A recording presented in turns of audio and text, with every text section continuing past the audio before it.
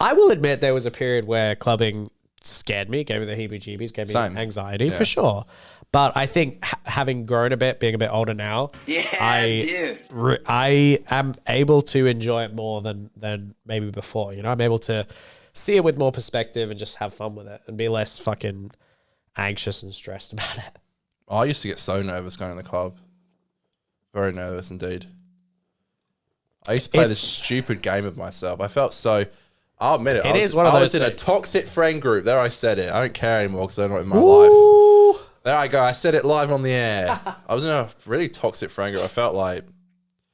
It just felt like a race of how many girls you could, like, make out with. I just felt like I was just, like, always trying to one-up. Too competitive. And yeah, it just got... And it really fucked with my, like... self-esteem and emotions. Well, I tell you, my pal, it is Pride Month, of course, and in this day and age, you don't need that toxic shit. Called gay, you know. Well, I'm not part of that group anymore, thank God. Good, and that's what I'm saying. You never made me feel like that. None of my friends make me feel that anymore. Because that's what I'm saying. You know, if you're a young man and you're feeling all of these like horrible, disgusting pressures from toxic people around you, you just don't fucking need that shit, you know? And you're allowed to... to be fair, I think the reason why I got outcasted was because I started to say, this is fucked up. And the regime did not like it, that's the funny thing. And I got kicked out. I literally got kicked out. They started a group chat with everyone in it but me. And that love that that hurt a lot. All these traditional guys are always like, oh, you can't say anything anymore. It's all... And then... when they come into people like us who say things that are inappropriate just involuntarily, you know, it's kind of part of who we are. We just push the boundaries, the line socially. It was just toxic. It happens. I know people hate when you say that, like, but they can't take it. They specifically. go, I just mean like that group. It's like, but it was just such a toxic group. What broke it all was because I got a girlfriend, and yeah, they were just like not seeing us anymore then. And I remember at the time making couldn't handle such a one of the hard boys effort. being happy. Yeah, they couldn't. I literally was trying to make such an effort to try and fit everybody in. And what did I get in return? A ghost on the group chat, and found out like a couple of weeks later there was a new one without me in it. I feel like there are just some people. Some of your friends sometimes they get so jealous of some stuff you have, and they can't. I know I think it's a normal human condition to get jealous, but when that becomes a thing that blinds you from friendship, like you can't get over the fact that someone. No, yeah, it's a matter of maturity. Kicked out the group chat and everything. Yeah, it sucks. For guys to find if you're a guy and you find your friend having a girlfriend to be like a challenge to your self-esteem or your worth or whatever, it's like, that's just immature and lame. Like, you should be happy for your homies if they're satisfied romantically or sexually. Like, my God. Sexually. Well, yeah, I feel like everyone's always been shocked whenever a girl's been interested in me. Even to this day, it's quite disheartening actually. Sorry, folks. I'm never shy. You know, I'm always happy. I'm just elated. You're one of the... I'm an ally.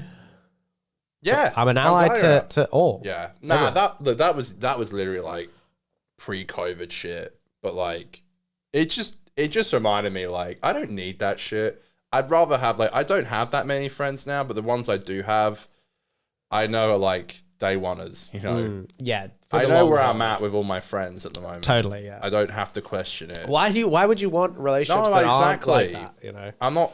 So what? Just because, like, maybe everyone's busy one night, you can go out with this fucking fake-ass group of friends. Yeah.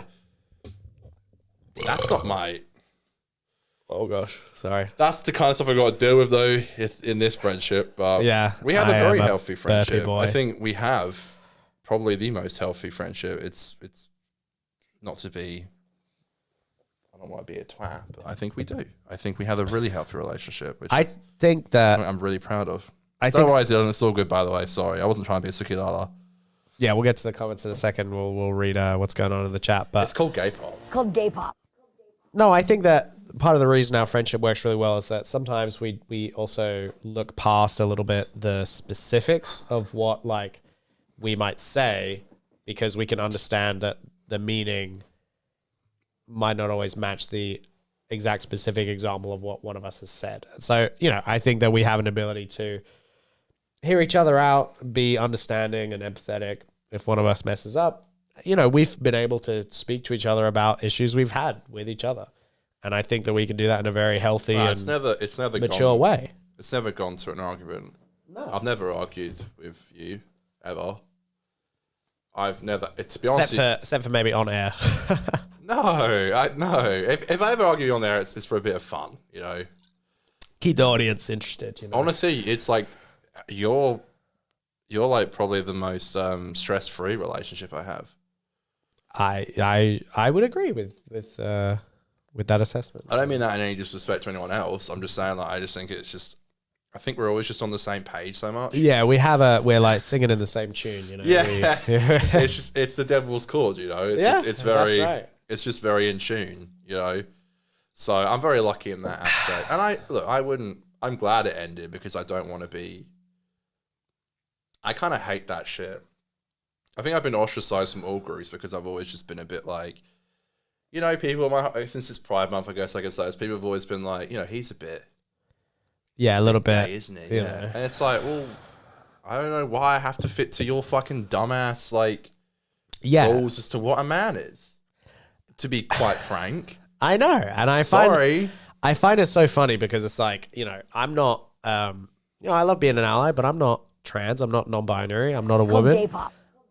I'm a red-blooded modern man. I'm a red-blooded man. Yeah. And so you're a true blue man. Where the hell else am I supposed to identify? And so it's like people who say, "Oh, you're not manly." It's like, well, I don't fit anywhere fucking else. So yeah, I'm gonna embrace what I do and say that, if I want to go out and if my expression of masculinity is like occasionally painting my nails or doing a podcast with my buddy or like being emotionally open in my I can tell from your browser history that you're on the spectrum. Thank you, X. It's a... Oh, X. He's always there to gas you up when you need it. Yeah, that's right. No, you're right. I was literally having this conversation the other day. I was like, why... I was like, I don't understand this idea that if I personally say that I identify as a man, then... if I do watch fucking Doctor Who, which I know is notoriously seen as being a bit fruity. Yeah. Why can't I... Fruity Gawa. I know, it's like, I get people like, well, that's not really manly, is it? Sitting and watching Doctor Who. Poochie Gatwa? Well, I think it is. Because I'm a man, that's how I identify. Shooty Thank you, next.